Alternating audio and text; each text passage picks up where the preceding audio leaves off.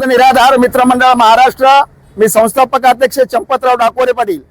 आज जिल्हाधिकारी साहेब यांना निवेदन देण्यात आलेले आहे।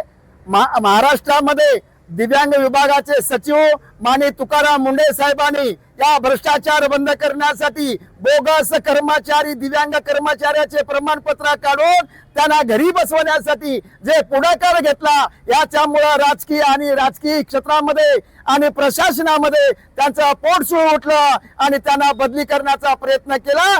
8 महिन्यामध्ये एखाद्या कर्तव्य दक्ष अधिकारी मुंडे साहेबांनी या महाराष्ट्रामध्ये खळबळ माजून दिली की या दिव्यांगाला खऱ्या दिव्यांगाला न्याय न देता बोगसाची संख्या वाढून या महाराष्ट्रामध्ये बोगस दिव्यांग वाढण्याचा प्रकार जो झाला होता त्याला लगाम लावण्याचं काम केलं। पण राजकारणी लोकांनी यांना जे बदली केली ते बदली रद्द व्हावी म्हणून आम्ही शासन प्रशासना जिल्हाधिकारी मार्फत यांच्या निवेदन दिलेलं आहे। जर निवेदनाचा विचार नाही झाला तर महाराष्ट्रामध्ये आम्ही तीव्र आंदोलन करण्याचा इशारा या निवेदनावर देण्यात आले।